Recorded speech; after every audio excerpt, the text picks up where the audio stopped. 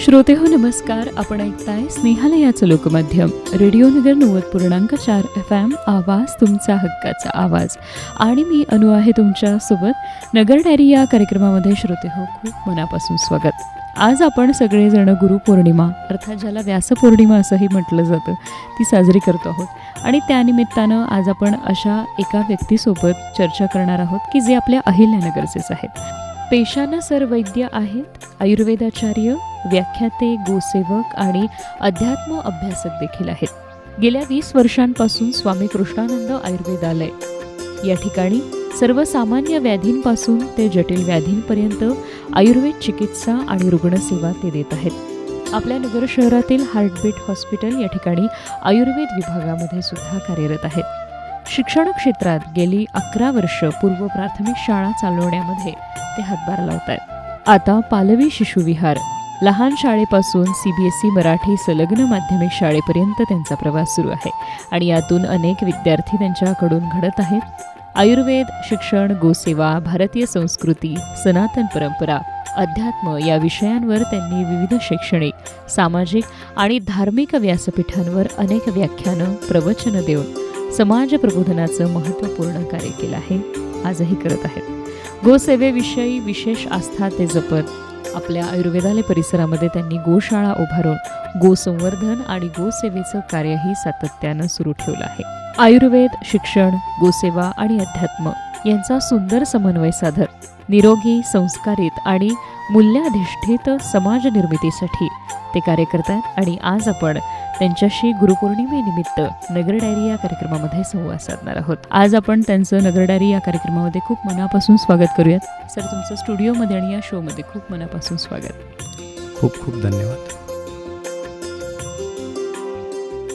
जसं मी आत्ता म्हणाले की गुरुपौर्णिमा अर्थात व्यासपौर्णिमा आणि या निमित्तानं आज आपण एकत्र भेटत आहोत. आपल्या प्रत्येकाच्या आयुष्यामध्ये गुरुचं स्थान हे खूप महत्त्वाचं आहे.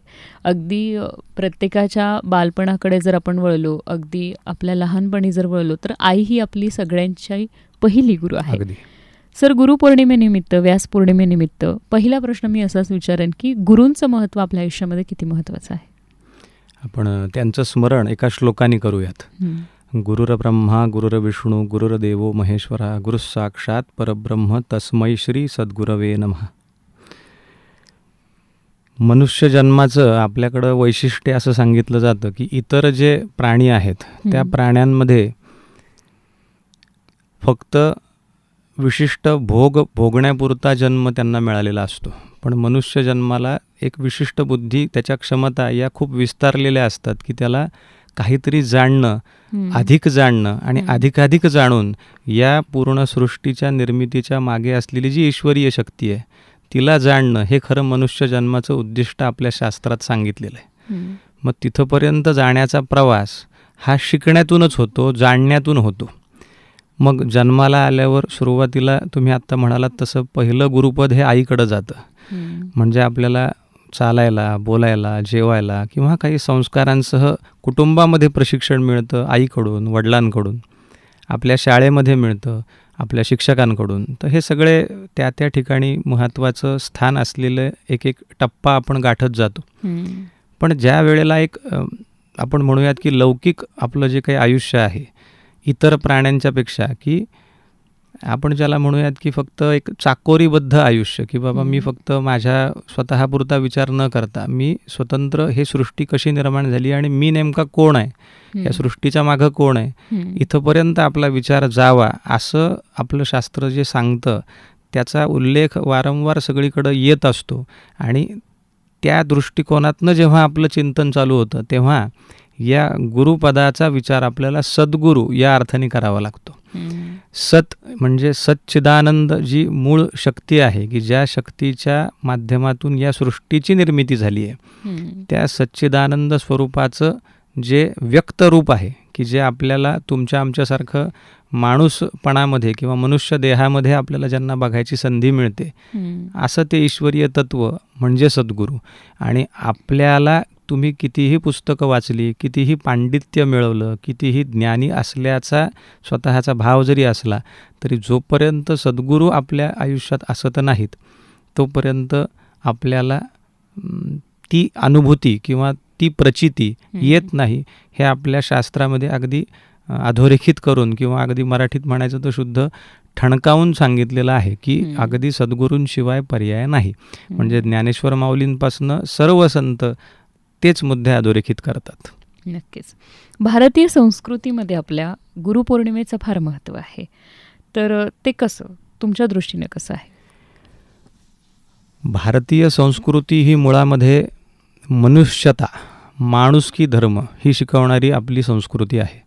सगळ्या चराचरामध्ये भगवंताचं अस्तित्व आहे ही दृष्टी आपल्याला देणारी संस्कृती आहे. पण ही दृष्टी अशी घरबसल्या मिळत नाही. तुम्ही कितीही म्हटलं की हो सगळ्यामध्ये सर्वांभूती ईश्वर आहे, सगळ्यांमध्ये भगवंत आहे, तरी जेव्हा आपण व्यवहारात वागतो तेव्हा समोरचा जर माझ्यावर रागवला तर मी देखील चिडतो. म्हणजे समोरच्यामध्ये भगवंत असेल तर मी वास्तविक चिडायला नको. म्हणजे मुळात त्याच्यात आहे आणि माझ्यातही आहे हे मला जर का कायम स्मरणात ठेवायचं असेल तर त्या जाणीवेच्या स्तरावर आपल्याला जावं लागतं. आणि ही एक आध्यात्मिक उन्नतीची प्रक्रिया आहे की जी प्रक्रिया आपल्याला प्रत्येक मनुष्याला साध्य करण्याची गरज आहे असं आपलं भारतीय संस्कृतीचं म्हणणं आहे. आणि अशाच अर्थाने आपल्या सगळ्या सणांची रचना केलेली आहे भारतीय संस्कृतीमध्ये. आणि मग त्या महिन्यामध्ये येणारी प्रत्येक महिन्याची पौर्णिमा ही काही ना काही द्योतक आपल्यासमोर मांडते. आणि त्यात आषाढ महिन्याची ही जी पौर्णिमा आहे ही आवर्जून त्या दिवशी जे गुरुतत्व आहे ते अत्यंत प्रखरपणे किंवा आजच्या भाषेत जर का सांगायचं तर ती जी डिवाईन पॉवर आहे ती त्यावेळेस आपल्या अवतीभोवती असते. फक्त आपण तिच्या संपर्कात जाणं किंवा आपण जागरूकपणे तिच्याशी सामोरं जाणं गरजेचं असतं. त्याचा अनुभव ज्याला घ्यायचा आहे त्याला निश्चित मिळतो. आणि भारतीय संस्कृतीमध्ये जसं की आपण चैत्र महिन्यापासून जरी बघितलं की चैत्र पौर्णिमा, वैशाख पौर्णिमा, प्रत्येक महिन्यामध्ये काही ना काही आहे. आता गेल्या महिन्यात झालेली ज्येष्ठ पौर्णिमेला आपण वटपूजन केलं. म्हणजे या प्रत्येक भूमिका बघितल्या तर या परंपरेनुसार या दिवशीचं गुरुपौर्णिमेचं महत्त्व हे सद्गुरूंच्या किंवा व्यासांच्या पूजनाचं आहे. कारण त्या दिवशी सद्गुरूंचं स्मरण हे सर्वस्वी त्या शक्तीशी आपल्याला जोडण्याचं कार्य करतं. नक्कीच. आत्ताच सर तुम्ही म्हणाले की शक्तीशी जोडण्याचं कार्य जे आहे ते करतं. तर गुरु ही केवळ व्यक्ती नाही आहे, तर ती एक चैतन्य शक्ती आहे. तर हे कसं सांगाल? व्यावहारिक दृष्टिकोनातनं आपण ज्यावेळेस उदाहरण बघतो की आपल्याला इलेक्ट्रिसिटीचे सगळे यंत्र चालवलेले दिसतात. त्या यंत्रामध्ये आपण बघितलं तर बटन दाबल्यावरती ट्यूब लागते, बटन दाबल्यावर पंखा लागतो. पण बटन दाबल्यावरती त्या ठिकाणी त्या बटनापासून ट्यूबपर्यंत पोहोचणारी जी इलेक्ट्रिसिटी आहे ती आपल्या डोळ्यांना दिसते का? तो प्रकार आहे की आपल्याला प्रत्येक कार्य करण्यासाठी शक्ती लागते. सृष्टी निर्माण होण्यापासून आपलं आजचं अस्तित्व जे आहे ते सुद्धा शक्तीनीच अस्तित्वात आहे. म्हणजे आजचं शास्त्रसुद्धा, आजचं जे काही आधुनिक तंत्रज्ञान आहे ते सुद्धा स्पंद किंवा आपण व्हायब्रेशन थेअरी आजकाल मांडली जाते. आणि त्याच्यामध्ये सुद्धा हेच मान्य केलं आहे की प्रत्येक गोष्ट ही शक्तीतूनच निर्माण झालेली आहे. त्याच्यामुळे ईश्वरीय शक्तीतून जर ही सृष्टी निर्माण झाली आहे तर we are the part of it. गंमत अशी आहे की समजा मी एखादा पत्ता घेऊन फिरतोय तर त्या फिरताना मला त्या पत्त्यानुसार मी पोहोचलो आहे पण मला लक्षात येत नाही की नेमकी जागा कुठं आहे. आणि मी जेव्हा कोणाला तरी विचारतो तेव्हा मला ती व्यक्ती सांगते की अरे तू तिथंच उभा आहेस, ते काय तुझ्या डोक्यावर तर ती पाटी आहे. ही आपल्या सगळ्यांची अवस्था बऱ्याचदा होते. ह्यातनं बाहेर पडण्यासाठी सद्गुरू हे आपल्या बोटाला धरून घेऊन जाणारी एक व्यक्ती म्हणून आपल्यासमोर येतात. ती वास्तविक शक्तीच आहे. पण 1 to 1 म्हणजे असं शास्त्र सांगतं की जोपर्यंत तुम्ही उपनिषद नावाची जी संकल्पना आपल्या वाङ्मयामध्ये आहे, वेद वाङ्मयामध्ये, त्याच्यामध्ये तो स्पष्ट उल्लेख आहे की जोपर्यंत गुरुच्या सन्निध तुम्ही बसत नाही तोपर्यंत तुम्हाला त्या तत्त्वज्ञानाचा योग्य बोध होत नाही. त्याचं कारण असं आहे की तुम्ही बघा भगवद्गीता नावाचं जे काही सगळ्यांना सर्वमान्य, सगळ्या जगाने ज्याला मान्यता दिली आहे असं जे तत्त्वज्ञान आहे ते तत्त्वज्ञान कुठं सांगितलं गेलं आहे तर अर्जुनाला युद्धाच्या मैदानावर सांगितलं गेलं आहे, कुरुक्षेत्रावर. म्हणजे त्या ठिकाणी गुरुच्या स्थानात त्यावेळी भगवान श्रीकृष्ण होते. म्हणजे ती शक्ती त्यावेळेला त्यांच्या माध्यमातून व्यक्त झाली आणि ते अर्जुनाला बोध दिला की जो बोध आजपर्यंत आपल्यापर्यंत येतोय पण तो बोध अर्जुनाला जेवढा समजला तेवढा मला आज समजणार आहे का? नाही. मग तो मधल्या काळात सांगण्यासाठी पुन्हा ज्ञानेश्वर माऊलींना यावं लागलं. तसं त्या त्यावेळी त्या त्या भागामध्ये तोच भगवंताचा बोध फक्त वेगळ्या शब्दामध्ये किंवा आपल्याला समजेल अशा परिभाषेमध्ये सांगण्यासाठी ते सद्गुरु तत्व देह धारण करून येत असतं. ती एकमेव शक्ती आहे. जन्मोजन्मी आपले सगळ्यांचे गुरु एकच असतात. तेच आपल्याला मार्ग दाखवत असतात. भले देहाने आपण त्यांना वेगळं पाहत असू, आपण सुद्धा देह बदलतो तसं तेही बदलू शकतात, बदलत असतात. परंतु ती शक्ती ही एकमेव आणि अद्वितीय आहे की जी आपल्याला प्रत्येक वेळी मार्ग दाखवत असते. नक्कीच. गुरूंचं सानिध्य किंवा गुरूंचा सहवास लाभणं हे आपल्या आयुष्यामध्ये किती महत्त्वाचं आहे? मनुष्यत्वाची ओळख हीच मुळात परमार्थाची, अध्यात्माची गोडी लागण्यामध्ये आहे. अन्यथा मार्गे अन्य प्राणी आणि मनुष्य प्राणी यातला भेद संपून जातो. त्याच्यामुळे इतर प्राणी आणि मनुष्य प्राणी यातला भेद जो काही आहे तो विवेकामध्ये आहे. विवेक म्हणजे आपली सत्सद विवेक बुद्धी. जे नाशिवंत आहे जगामध्ये त्याच्यापासून जे परमनंट आहे, जे सच्चिदानंद आहे, जे कधीच नाश पावणारं नाही, अशा नित्य स्वरूपाकडचा जो प्रवास आहे तो आध्यात्मिक प्रवास आहे. आणि हा ज्याला हवा आहे त्याला सद्गुरूंच्या प्राप्तीशिवाय पर्याय नाही. आणि ही ओढ प्रत्येकाला लागते. आजच्या काळातलीच काही मुलं मध्यंतरी मागच्या आठवड्यात बोलत होते, तर त्यांच्या बोलण्यात असा शब्द आला की बऱ्याचदा मला अध्यात्माच्या विचाराकडे ढकलणारे प्रसंग मला घडताना जाणवत आहेत, मला ढकलत आहेत. म्हणजे आज जेनझी अशा म्हणवल्या गेलेल्या तरुणाईमध्ये सुद्धा ही चर्चा असते. कारण त्याला कुठेतरी वारीच्या निमित्ताने काही ऐकायला मिळतं किंवा कुठेतरी घरात आई सांगते तीच गोष्ट आई अनेकदा सांगत असते, पण बाहेरच्या कोणाच्या तरी मुखातनं ऐकली की त्यांना ती पटते. किंवा अगदी वैज्ञानिक किंवा फिजिक्स केमिस्ट्रीच्या परिभाषेतून सांगितली की कदाचित ती कळल्यासारखी वाटते की बाबा प्रोटॉन, इलेक्ट्रॉन, न्यूट्रॉन, मग ब्रह्मा, विष्णू, महेश यांच्यासारखंच ते यंत्रणा कशी आहे, या सृष्टीचे नियंत्रण भगवतीच्या शक्तीनुसार कसं लावलं जातं आणि मग त्यात सद्गुरु तत्व कसं फिट बसतं, असं सगळं ते चर्चा ऐकली की त्यांना असं वाटतं की अरे यार हे खरं आहे. आणि मग खरं आहे म्हणल्यानंतर मग त्यांना ती आवड निर्माण होते. आणि मग ज्याचा योग असतो, म्हणजे माऊली जे म्हणतात की पूर्व सुकृताची जोडी म्हणून विठ्ठली आवडी. आता आपल्याकडं कर्मसिद्धांत हा अगदी मूलभूत सिद्धांत आहे. त्याच्यामुळं भारतीय तत्त्वज्ञानानुसार सद्गुरूंचा लाभ होणं याचा महत्त्व जर तुम्ही म्हणाल तर अनन्यसाधारण महत्त्व आहे. पण तो योग येणं हे आपल्या प्रारब्धावर अवलंबून आहे. एखाद्याचं प्रारब्ध चांगलं असेल तर जन्मतःच त्याला गुरु मिळतात, एखाद्याचं आयुष्य सरता सरता त्याला मिळतात, एखाद्याला मिळतही नाहीत. नक्कीच. सर, तुमच्या आयुष्यामधला असा एखादा प्रसंग की ज्यानं गुरुकृपेची जाणीव तुम्हाला प्रकर्षानं करून दिली. जसं तुम्ही आत्ता सांगितलं की आपल्या आजूबाजूलाच असते ही शक्ती, कधी आपल्याला मानव स्वरूपामध्ये दिसते, जशी वेगवेगळी माणसं असतात तसं दिसतं. तुम्हाला असं प्रकर्षानं काही जाणवलं आहे का? असं अनेकदा होतं. जो प्रश्न तुम्ही आत्ता विचारला, आता सोनईचे जे काही काच मंदिर आहे, रेणुका माता मंदिर, तिथं त्याची स्थापना ज्यांनी केली परमपूजनीय योगीराज हंसतीर्थ स्वामी महाराज, आमच्या आजोबांपासनं त्या गुरुपरंपरेशी आम्ही जोडलेलो आहोत.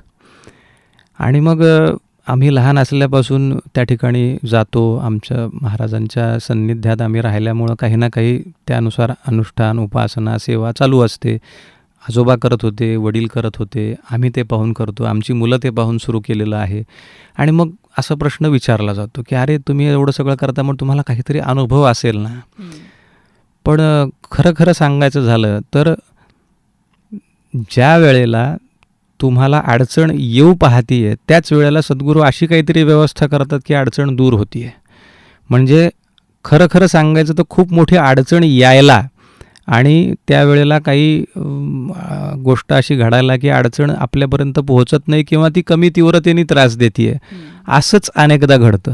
त्यामुळं वस्तुतः एक प्रसंग की बाबा हा प्रसंग असा की हां मला हा अनुभव देऊन गेला, तो प्रसंग तो अनुभव देऊन गेला, असं मला वाटतं की खूप स्पेसिफिक सांगणं काही मला जमणार नाही. कारण तसा प्रसंगच नाही आहे, कारण आयुष्यच सगळं भरून त्याच्यानेच भरलेलं आहे. कारण दर दिवशी दर प्रसंगाला, म्हणजे अगदी छोट्या छोट्या प्रसंगामध्ये सांगायचं तर आमच्या घराच्या बांधकामाच्या वेळेला ट्विन बंगलो होता, म्हणजे बांधायचा होता वडिलांनी बांधताना.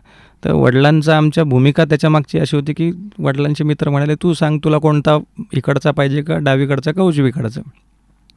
तर वडिलांनी एकदा वाचलं होतं काही कुठल्या निमित्ताने एका ग्रंथामध्ये की गुरुग्रहातला वारा जरी आला तरी तो पवित्र असतो.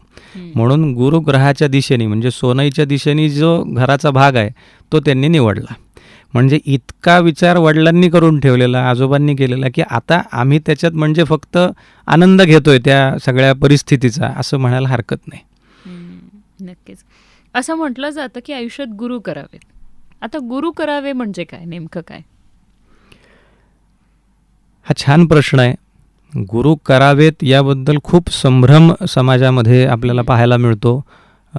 जसं आजकाल योगा किंवा काही गोष्टींबाबत एक फॅशन असते की मी योगा जॉईन केला आहे. मग तसं सद्गुरूंच्या बाबतीतही 4 मित्र किंवा कुणी जवळच्या मैत्रिणी किंवा कुणीतरी म्हणतं की अमुक ठिकाणी मी गुरु केला आहे, अमुक ठिकाणी गुरु. तर मुळात गुरु करायचे नसतात, गुरु मिळायचे असतात.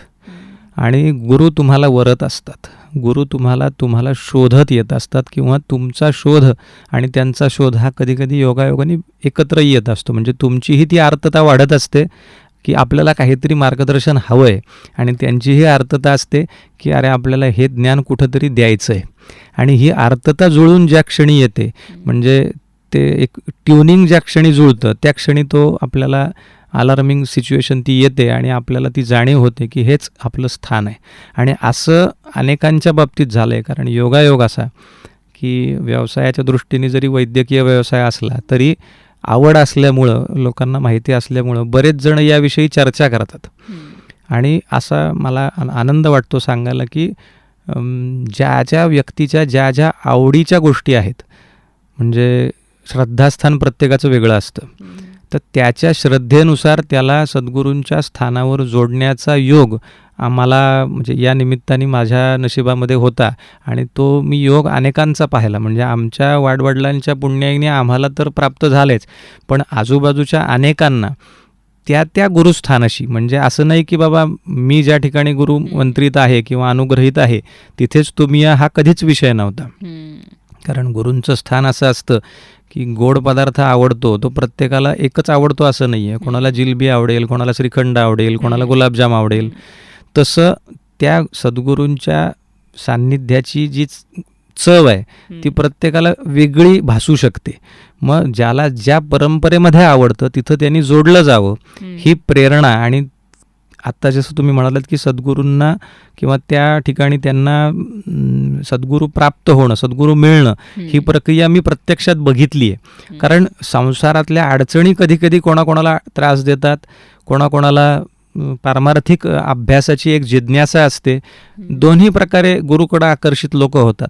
पण गुरु म्हणून जे कार्यरत तत्व असतं, जे सद्गुरू म्हणून जे परंपरेनुसार ज्या पूर्वापार चालत आलेल्या ज्या अखंड परंपरा आहेत की ज्या स्थानावर सद्गुरू म्हणून एखादी व्यक्ती बसलेली असते, त्या व्यक्तीकडनं योग्य ते मार्गदर्शन व्यवहारासाठी पण बऱ्याचदा दिलं जातं. कारण त्याच्या व्यवहारातल्या अडचणी दूर करून मग त्याची परमार्थातली प्रगती साध्य होणार असते.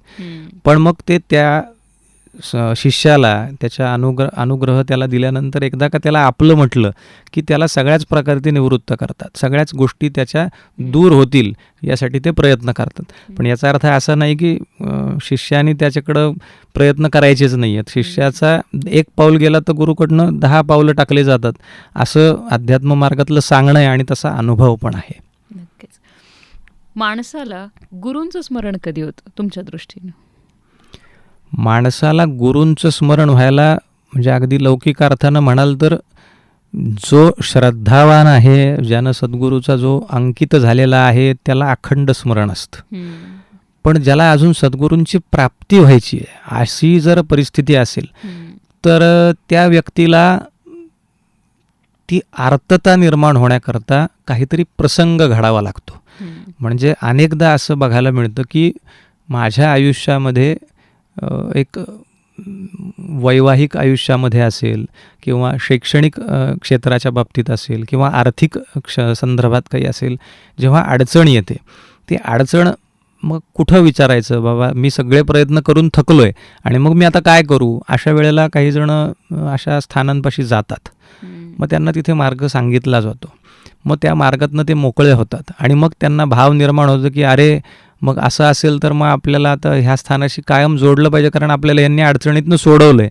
आणि मग त्यातनं ती गोडी हळूहळू वाढत जाते आणि मग लौकिक मला काहीतरी हवं आहे म्हणून जे जोडलं गेलेलं असतं ते लौकिक त्याची डिमांड हळूहळू ते गुरु दूर करतात आणि मग खरे गुरु जे असतात ते त्याला अध्यात्माकडे वळवतात.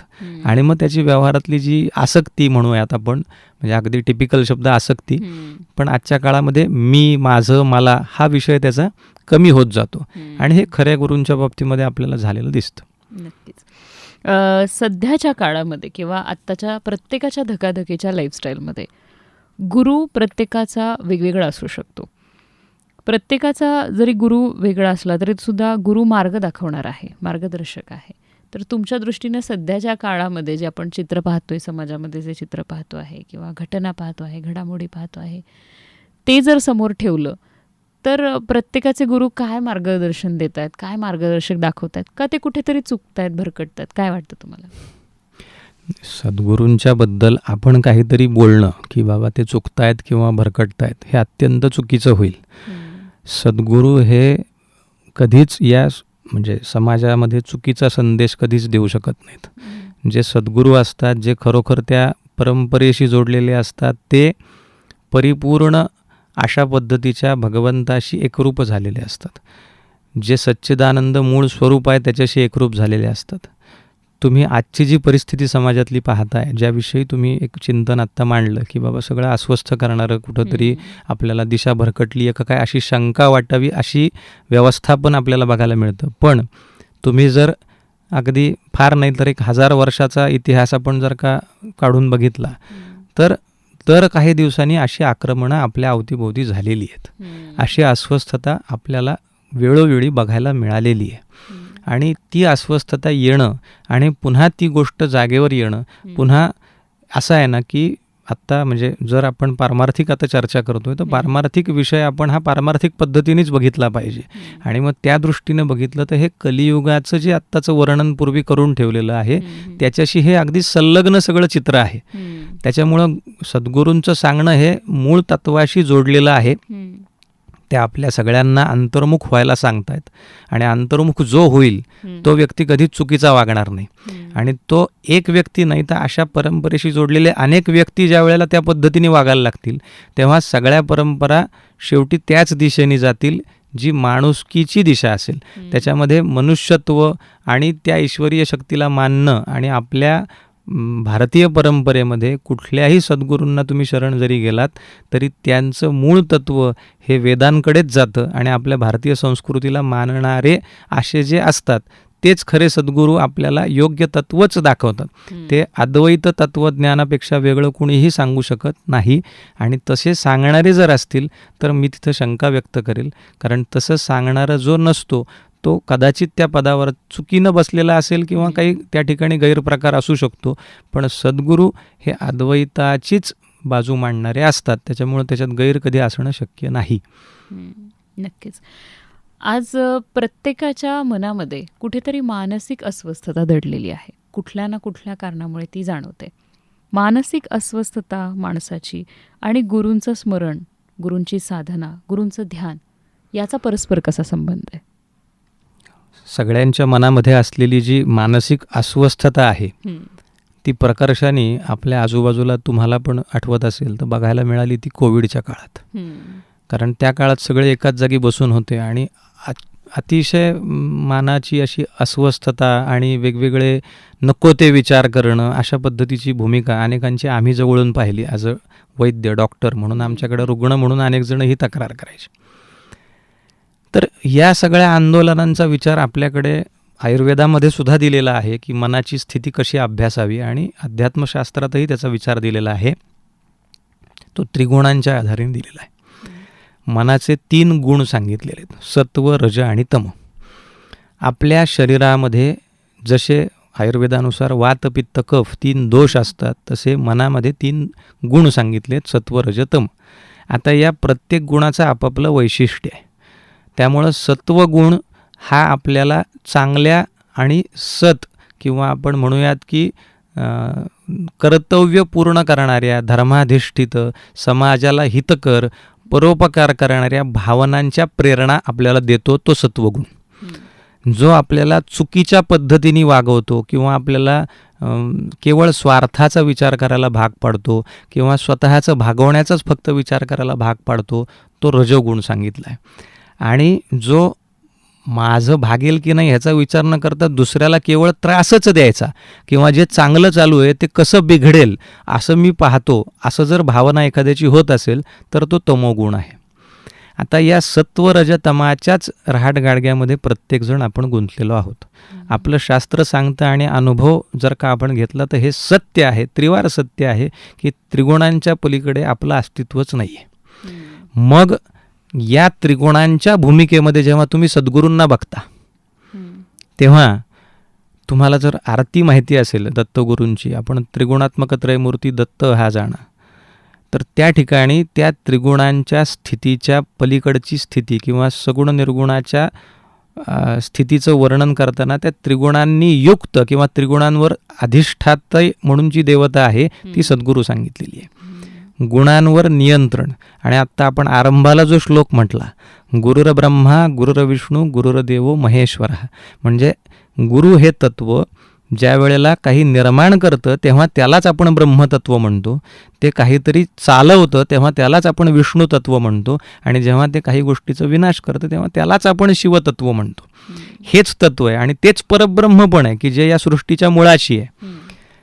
सद्गुरू बैसोनी अंतरी घडवितसे सर्व काही, असं जे एक अल्टिमेट भाव जेव्हा आपला तयार होतो सद्गुरूंच्या विषयी, सद्गुरूंशी आपण एकरूप जेव्हा होतो तेव्हा ते सद्गुरू आणि आपण हीच जी आरती आहे त्रिगुणात्मक त्रयमूर्ती, त्याची एकनाथ महाराजांनी ती लिहिलेली आरती आहे. त्याची शेवटची जी कडव्याची हे आहे ओळ, त्याच्यामध्ये आपण काय, मितूपणाची झाली बोळवणं एका जनार्दनी गुरुदत्त. तर मितूपणाची झाली बोळवणाची जी स्थिती आहे नाथ महाराजांची, ती खरी जर का आपली साध्य झाली तर तुमच्या हृदयामध्ये त्या सद्गुरूंच्या रूपानं सद्गुरू स्वतः त्या ठिकाणी येऊन राहतात आणि मग तुमच्या त्रिगुणांचा ताबा त्यांनी घेतलेला असतो. आणि मग त्यावेळेला ते प्रेरणा देतात आणि आपल्याकडनं कार्य करवून घेतात. आणि हीच सत्य परिस्थिती आहे. आणि ही ज्याला कळाली त्या ठिकाणी सद्गुरू हे तत्व त्याला पूर्णत्वाने आत्मसात झालेलं असतं आणि सद्गुरू हे करवूनच घेतात. त्याच्यामुळं तिथं कधीही असं त्याच्यामध्ये शंका असण्याचं कारण नाही. मला जर एखादी अडचण आली की मला इथून जाताना काही गाडी बंद पडली आहे किंवा कोणीतरी येतं पटकन मला मदत करतं, तर त्यावेळेला त्या व्यक्तीला थांबून मला मदत करायची प्रेरणा कोणी दिली? या गोष्टी ज्या असतात की आपल्याकडं नाही बायचान्स झाला असेल असं म्हणू शकतात लोक, पण हे बायचान्स कधीच कुठली गोष्ट होत नसते. आपल्याकडे कर्मविपाक सिद्धांत एवढा पक्का आहे की जो आजच्या न्यूटनच्या लॉशी पण मिळता जुळता आहे की every action has its own reaction. तुम्ही केलेलं एकही कर्म वाया जात नाही. त्यामुळे तुमच्या प्रत्येक कर्माच्या ठिकाणी रिॲक्शन असते, तसं प्रत्येक कर्माला उत्तर आहे.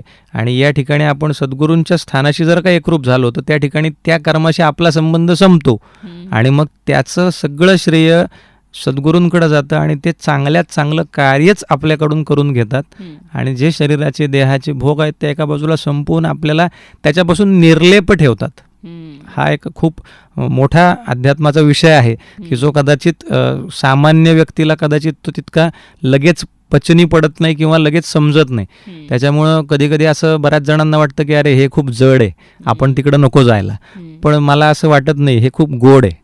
आणि जो त्यात जातो त्याला तिथं मग ते सद्गुरू असं बोटाला धरून घेऊन जातात. मग तिथं तुम्हाला फार बुद्धी लावायची गरज नसते. ते सांगतील ते करत राहिलं ना तरी ते बरोबर तिकडच्या तीराला घेऊन जातात आपल्याला. नक्कीच. आपल्या भारतीय परंपरेमध्ये किंवा आपण अनेक गोष्टी वाचल्या आहेत, पाहिल्या आहेत. गुरु शिष्यांची परंपरा आहे, अनेक त्याचे दाखले आहेत, उदाहरणं आहेत. तर हे गुरु शिष्यांची परंपरा आपल्याला पुढे घेऊन जाण्यासाठी काय मदत करते किंवा आपल्याला काय दर्शवते, काय दाखवत राहते? समजा तुम्हाला तुमच्या घरात पाणी प्यायचं आहे, तर ते पाणी आत्ता आपण असं कल्पना करूयात की आपल्या आजूबाजूला नद्याच नाही आहेत. आपण असं कल्पना करूयात की हिमालयाच्या टोकाशी बर्फ आहे आणि तो वितळल्यावरच पाणी मिळणार आहे. तर आपल्याला ते पाणी कसं प्राप्त होईल? आपल्याला उठून दरवेळी हिमालयात जाणं शक्य आहे का? म्हणजे हिमालयाची उंची ही त्या मूळ भगवंताची आहे, त्या सद्गुरूच्या मूळ तत्वाची आहे. सद्गुरू हे मूळ तत्व जे आहे ते इतकं व्यापक आहे की त्याला समजून घेणं हे अत्यंत कठीण आहे. म्हणजे ज्ञानेश्वर माऊलींनी प्रत्येक ज्ञानेश्वरीच्या अध्यायामध्ये त्याचं जे वर्णन केलं आहे ते जर का आपण बघितलं तर बऱ्याचशा गोष्टी म्हणजे खूप जण आता वाचणारे चर्चा करतात तेव्हा की वरून जातात, म्हणजे समजत नाहीत की ते. आणि सद्गुरूंचं इतकं व्याप्ती, इतकं म्हणजे प्रचंड व्याप मोठा आहे, ते सर्व व्यापी असं ते तत्व आहे. आता ते आपल्यासारख्या सामान्य बुद्धीच्या माणसाला समजणं कसं शक्य आहे? नाही आहे. मग हिमालयाचं पाणी आणण्याची व्यवस्था या सृष्टीमध्ये भगवंतानी कशी केली आहे? तीच व्यवस्था गुरुशिष्य परंपरेची आहे. तिथून पाझर फुटलेली नदी, तिथून आता समजा आपल्याकडे नगरला आपण पाणी पितो कुठलं, की समजा प्रवरेचं पाणी येतं, तर प्रवरेचा उगम कुठं आहे? रतनगडला आहे. तो जर कधी आपण जाऊन बघितला तर त्या ठिकाणी एकच फक्त प्रवाह असा नाही आहे की जे प्रवरा संगमला भला मोठा त्याचा प्रवाह आपल्याला दिसतो, पण मूळ जर का रतनगडावर आपण जाऊन बघितलं तर छोटे छोटे छोटे छोटे पाझर आहेत. म्हणजे मूळ भगवंतापासून घेऊन येणारे अनेक शिष्य, तोच विचार, तेच पाणी आहे प्रत्येक घरात जाणारं. तसा तोच मूळ काय विचार आहे? तत्वमसी, अहम ब्रह्मास्मी. हे जे 4 महावाक्य आपल्याकडे सांगितले जातात वेदातले, या सगळ्यांचाच बोध म्हणजे तत्वमसी हाच बोध सगळ्या परंपरेत दिला जातो. काय आहे की ते ब्रह्मतत्व आणि तू वेगळा नाही आहेस. म्हणजे स्वामी विवेकानंद सुद्धा त्या काळापासून किंवा माऊलींच्या काळापासून आतापर्यंत प्रत्येक ठिकाणी प्रत्येक परंपरेमध्ये तोच बोध आहे. आणि हा बोध ज्या परंपरेत आहे ती गुरूंचीच परंपरा आहे, सच्चिदानंद तत्वाचा प्रचार करणारीच परंपरा आहे. अशी परंपरा जी मूळ स्रोत तिचा सच्चिदानंद परमात्म्यापासून आहे, त्या परंपरेलाच खरं गुरुशिष्यत्वाचं आपण मानलं पाहिजे. त्या परंपरेशी आपण जोडलो गेलो तर मूळ हिमालयापर्यंत न जातासुद्धा त्या हिमालयाची जी उंची आहे ती आपल्याला इथं बसून त्याची चव पण चाखता येते आणि ती उंची अनुभवता पण येते. हे गुरुशिष्य परंपरेचं महत्त्व आहे. कारण त्या काळात असं होतं असं नुसतं सांगणं सोपं असतं, पण या काळात ते आहे का? तर आमचे महाराज नेहमी म्हणायचे, हंसतीर्थ स्वामी, की ही वसुंधरा नाना रत्नांनी भरलेली आहे. असं आहे की आपल्या आजूबाजूला ते गुरुतत्व अनेकांच्या रूपात वावरत असतं, फक्त आपल्याला ती नजर किंवा ती दृष्टी नसते ते बघण्याची. ही गडबड आहे. पण ती जी परंपरा आपण जी आता चर्चा करतोय ती अत्यंत महत्त्वाची आहे. कारण तीच असं म्हणूयात की अध्यात्माचा वारसा पुढे पुढे घेऊन चालली आहे. कारण अध्यात्माचा वारसा हा आपला परंपरेतनंच आलेला आहे, तो नुसता पुस्तकी ज्ञानातनं येऊच शकत नाही. आता तुम्ही म्हणजे वैद्यकीय शास्त्राचं जर कधी बघितलं असेल की पुस्तकी ज्ञान पूर्ण झाल्यानंतर त्यांना इंटर्नशिप कंपल्सरी असते. का असते? पुस्तकात शिकून झालंय, आता ते वापरायचं कसं हे शिका. त्यामुळे तुम्हाला जे शिकलो आहोत, जे ज्ञान मिळालंय ते नुसतं तोंडी ऐकून किंवा वाचून आपल्याला जे कळालंय ते समजून घेणं, प्रत्यक्षात वापरताना बघणं, हे सद्गुरूंनी वागून जगून दाखवायचं असतं आणि शिष्यांनी ते फॉलो करायचं असतं. म्हणून अनेक संत परंपरा, अनेक शिष्य त्यांना जोडले जातात आणि त्या संतांची चरित्र याचसाठी अभ्यासायची असतात आणि त्यातनं हे सगळं मूळ तत्वाचं ज्ञान आपल्याला मिळू शकतं. नक्कीच. जप, तप, साधना हे किती महत्त्वाचं आहे प्रत्येकाच्या आयुष्यामध्ये? जप असेल, तप असेल, साधना असेल, मूळ एक मुद्दा की सद्गुरूंच्या आज्ञेखेरीज जर करत असू तर ते तितकं फ्रुटफुल होणार नाही. सद्गुरूंच्या प्राप्तीनंतर ते जर करू तर त्याच्यातनं योग्य दिशेने आपली वाटचाल होते, हे 100%. मग काय त्याचं महत्त्व आहे?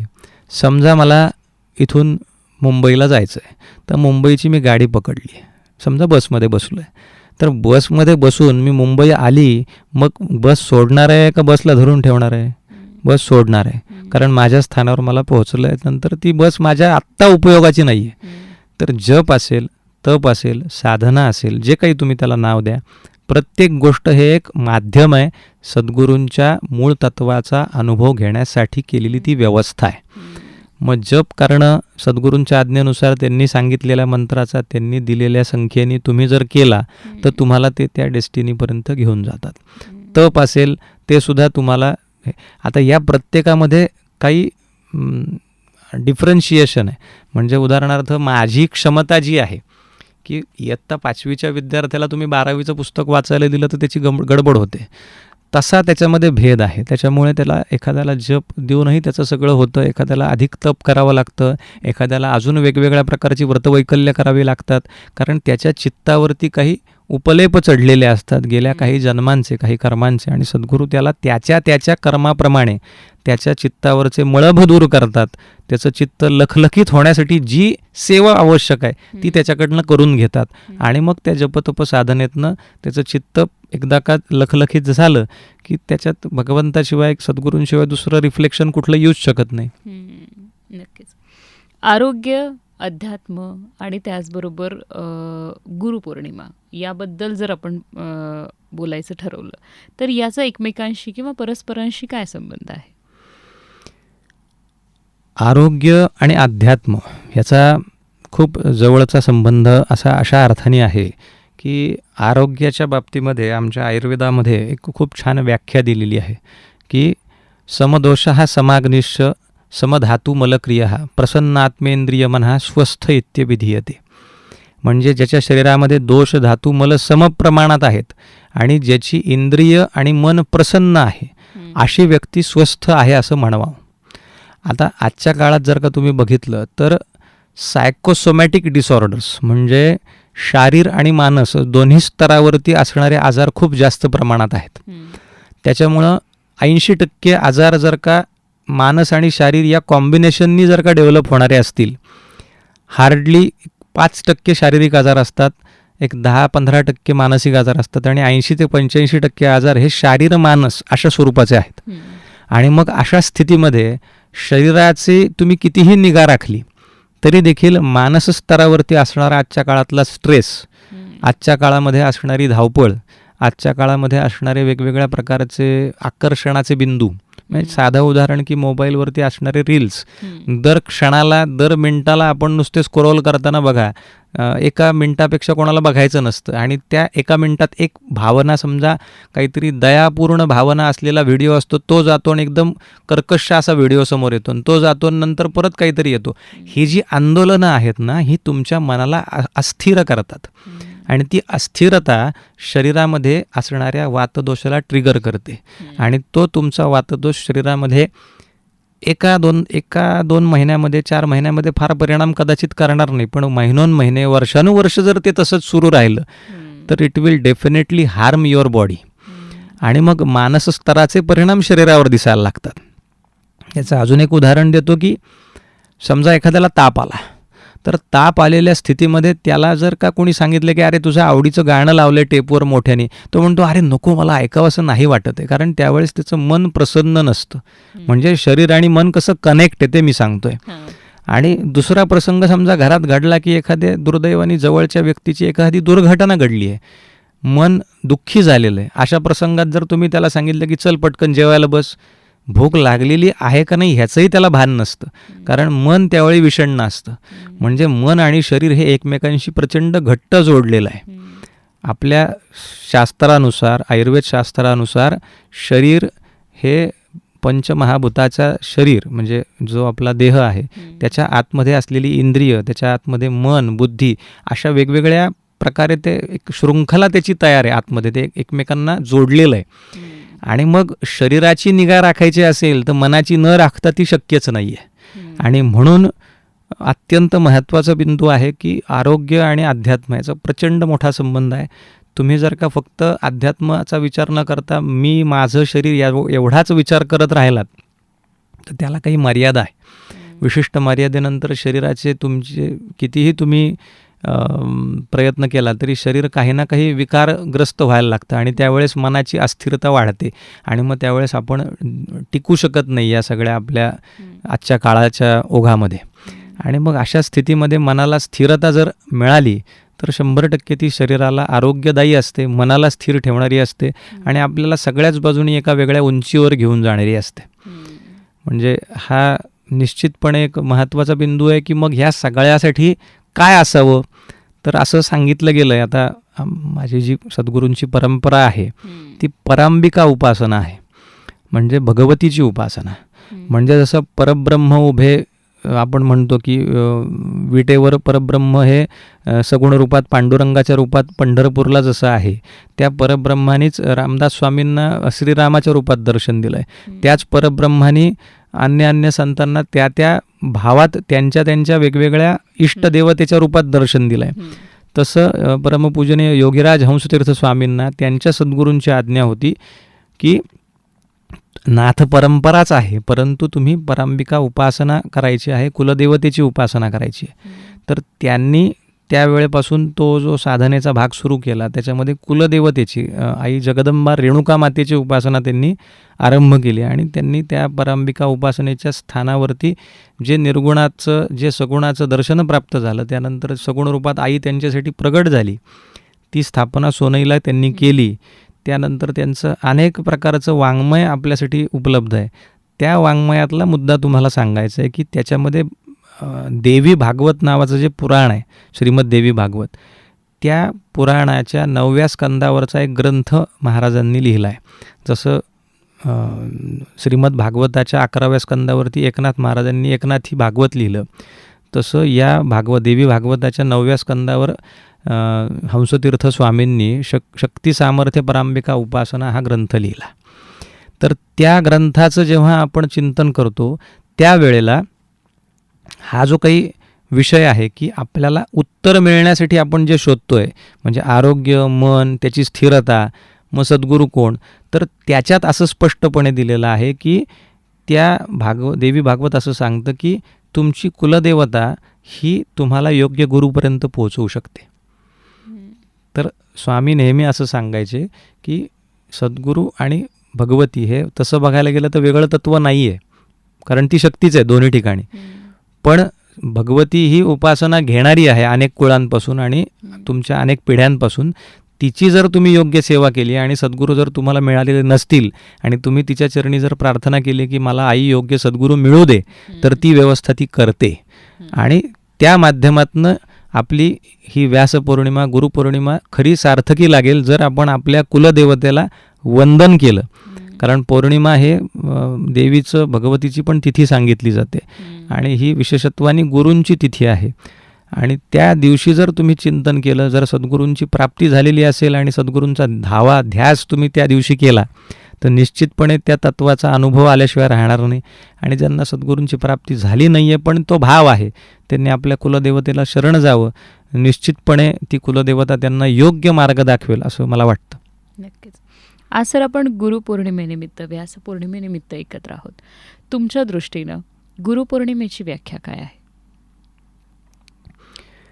गुरुपौर्णिमा याची व्याख्या किंवा त्याच्या मागचा एक भाव फक्त आपल्यासमोर ठेवतो की साधी गोष्ट आहे, मी कोण आहे, मी इथं या ठिकाणी या देहामध्ये जन्माला आलेलो, मी जो कोणी आहे तो का जन्माला आलो आहे, मी नेमकं आयुष्यात काय कार्य करायचं आहे, मी परिपूर्ण कशातनं होणार आहे, या सगळ्या माझ्या प्रश्नांचं परिपूर्ण उत्तर ज्या ठिकाणी आहे ते म्हणजे सद्गुरू आहेत. माझ्या आयुष्य सार्थकी लावणारी जी शक्ती आहे ती म्हणजे सद्गुरू आहेत. आता असं आहे की आपण सगळं त्यांच्याकडनं घ्यायचं आहे, तर त्यांना कधीतरी द्यायचं पण आपण विचार केला पाहिजे. तर आपण ते सर्वस्व आहेत, त्यांच्याकडं सगळं आहे, मग आपण त्यांना काय देणार आहे? तर आपलं जे काही अस्तित्व शिल्लक आहे ते त्यांच्या चरणी वाहणं, म्हणजे माझं मी पण सर्वस्व त्यांच्या चरणी अर्पण करणं, हा भाव आपला शिष्य म्हणून तयार करणं, ही खरी गुरुपौर्णिमेची स्थिती आहे असं मला वाटतं. मग त्याला आपण व्याख्या म्हणूयात किंवा आणखी काय नाव देऊयात, पण अशा भावनेनं सद्गुरूंना शरण जाणं हे जर होऊ शकलं तर ती खरी गुरुपौर्णिमा होईल असं मला वाटतं. नक्कीच. आज सर या निमित्तानं अनेक श्रोते तुम्हाला ऐकत आहेत, अनेक लोकांपर्यंत आपण पोहोचत आहोत. या माध्यमातून या निमित्तानं तुम्ही काय सांगाल? श्रोत्यांना अनेक गुरुपरंपरा आजूबाजूला दिसत असतात, तर मला एक सगळ्यांपर्यंत विषय हाच या निमित्ताने पोहोचवायला आवडेल की पूर्व प्रारब्धानुसार मला सद्गुरू मिळतील किंवा सद्गुरू मला शोधत येतील असं प्रत्येकाच्याच बाबतीत होईल असं नाही आहे. आपला भाव जो आहे तो जर शुद्ध असेल आणि आत्ता आधी आपण बोललो तसं कुलदेवतेच्या चरणी जर आपण नतमस्तक झालो तर आपल्याला सद्गुरूंची प्राप्ती निश्चित होणार आहे. ती झाली असेल तर सद्गुरूंना विन्मुख करून म्हणजे त्यांच्यापासून दूर जाऊन आजचं माझं भागलं आहे ना, मग मी आता दुसरी काहीतरी साधना करतो असं न करता एकाच ठिकाणी एकाच गुरूंच्या चरणी एकनिष्ठपणे कार्यरत राहून जर आपण त्यांना शरण गेलो तर निश्चितपणे सगळेच जण आपण योग्य आणि सन्मार्गावर राहू शकतो. कारण आध्यात्मिक विचार म्हणजे काही फक्त पारमार्थिक विचार नाही आहे. आध्यात्मिक विचार हा व्यवहारात सुद्धा तुम्हाला सदाचार सांगणारा विचार आहे. तो सदाचारणी तुम्हाला ठेवणार आहे. तुमच्या आचरणातली जी काही गोष्टी आहेत त्या तुमच्या कुटुंबाला, तुमच्या समाजाला सुस्थितीत ठेवायला मदत करणार आहेत. तुमच्या राष्ट्राला अधिकाधिक उच्चतम स्थितीत नेण्यासाठी प्रयत्नशील जर तुम्ही असणार असाल तर तुम्हाला कुठे ना कुठे संपूर्ण शरणागती पत्करणं गरजेचं असतं आणि ते सद्गुरूंचं चरण ह्याच्याशिवाय ती जागा कुठली असू शकत नाही. त्यामुळं आपण सर्वांना या निमित्ताने आपण शरण जावं, सद्गुरूंनी दिलेलं कार्य हे परिपूर्ण करावं. समर्थ रामदास स्वामींच्या वाङ्मयामध्ये देहात्म योग नावाचा असा एक संकल्पना आहे, ती सांगतो या निमित्ताने की आपला जसा शरीर आणि आत्मा असं एकत्र येऊन आपलं शरीर तयार झालं आहे तसं प्रत्येक गोष्टीचं सृष्टी हा एक सुद्धा प्रचंड मोठा देह आहे आणि त्याच्यात ईश्वराचा त्या ठिकाणी परमात्म्याचा आत्मा त्या ठिकाणी अशा अर्थाने संकल्पना जर आपण केली किंवा एखादं मंदिर आहे त्या मंदिरामध्ये असलेला देव म्हणजे तिथला आत्मा आहे आणि ते मंदिर म्हणजे त्याचा देह आहे असा जर आपण पूर्ण आपला राष्ट्र म्हणून विचार केला तर राष्ट्र म्हणा किंवा अगदी खूप मोठा विचार होईल. आपण कुटुंब म्हणून विचार करू किंवा एखादी परंपरा म्हणून विचार करू तर त्या परंपरेमध्ये जे संत होऊन गेले, जे सद्गुरू होऊन गेले त्यांचा मूळ विचार जो आहे, मूळ तत्व जे आहे तो त्याचा आत्मा असतो आणि आपण त्या देहाचे एक भाग असतो. माझ्या शरीरामध्ये माझ्या शरीरात जेव्हा शरीर निर्माण होतं त्यावेळेला असणारं यकृत किंवा हृदय किंवा मेंदू त्या अवयवांच्या ज्या पेशी आहेत त्या जेव्हा निर्माण होतात तेव्हा एकाच पेशीतनं अनेक पेशी निर्माण होऊन त्या तयार झालेल्या असतात. तशी ही सृष्टी निर्माण झाली आहे, तशी ती परंपरा सद्गुरूंच्या कृपेने निर्माण झाली आहे. ती हृदयाची पेशी कधीच म्हणत नाही की मला मेंदूच्या पेशीचं काम करायचं आहे किंवा यकृताची पेशी म्हणत नाही की मला पायाच्या पेशीचं काम करायचं आहे. त्या पेशी त्यांचं योग्य कार्य करतात म्हणून आपला देह योग्य प्रकारे चालतो. तसं तुमच्या परंपरेने तुम्हाला जे कार्य दिलं आहे ते तुम्ही परिपूर्ण केलं तर तुमच्या परंपरेचा, तुमच्या कुटुंबाचा, आपल्या समाजाचा, आपल्या राष्ट्राचा देह हा योग्य प्रकारे चालेल.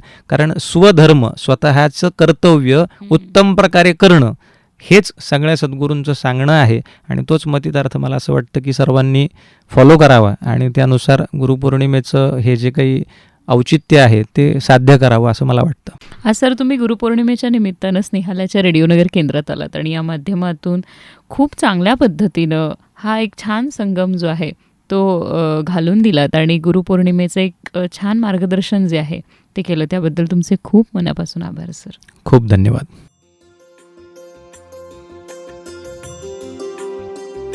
श्रोते हो, आज आपल्यासोबत नगर डायरी या कार्यक्रमामध्ये होते आयुर्वेदाचार्य, व्याख्याते, गोसेवक आणि अध्यात्म अभ्यासक डॉक्टर अनिकेत घोटणकर. आज गुरुपौर्णिमेनिमित्त आपण त्यांच्याशी नगर डायरी या कार्यक्रमामध्ये संवाद साधला. श्रोते हो, सर्व नगरकरांना आजच्या गुरुपौर्णिमेच्या अर्थात व्यास पौर्णिमेच्या खूप मनापासून शुभेच्छा. आजचा नगर डायरी हा कार्यक्रम इथे संपत आहे. पुन्हा भेटूयात याच कार्यक्रमामध्ये उद्या याच वेळी. ऐकत रहा रेडिओ नगर 90.4 FM आवाज तुमचा.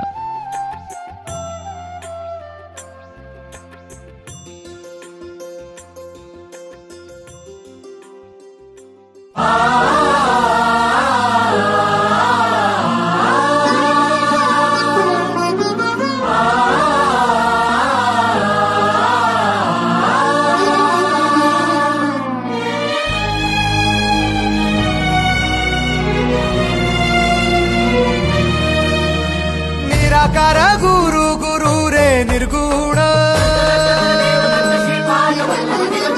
गुरु सृष्टिकर गुरु विश्वंभर निराकार गुरु गुरु रे निर्गुण गुरु सृष्टिकर गुरु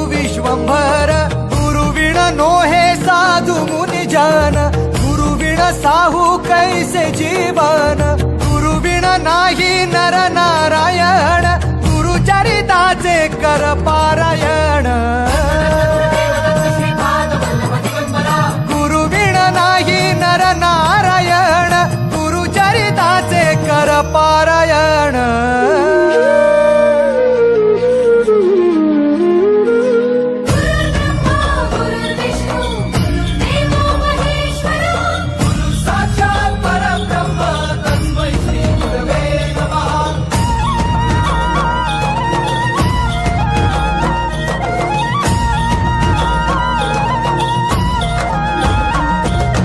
दिगंबरा दिगंबरा श्रीपाद वल्लभ दिगंबरा.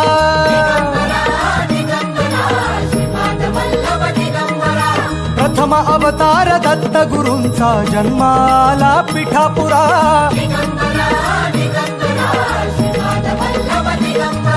श्रीपाद वल्लभ मनुष्य रूपी गुरु लाभला चराचरा.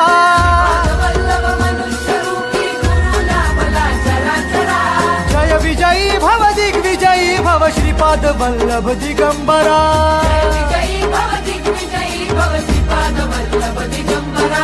दिगंबरा दिगंबरा दिगंबरा. गुरु बघ सांगे, गुरु बघ सांगे गुरुचे लक्षण, गुरुचरिताचे कर पारायण.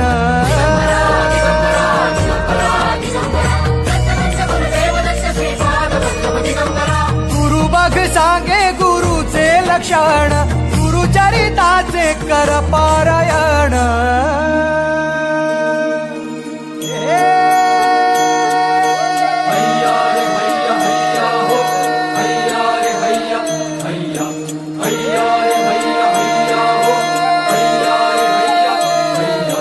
नदी वाहे काळ चाले चालवी, गुरु भिडे लाट तरी नाव वल्लवी. गुरु नदी वाहे काळ चाले चालवी, गुरु भिडे लाट तरी नाव वल्लवी. गुरु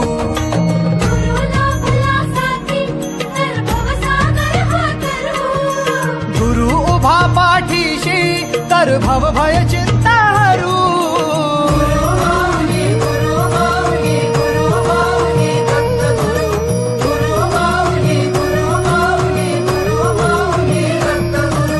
गुरु कारण, गुरु कारण गुरु तारण, गुरुचरिताचे कर पार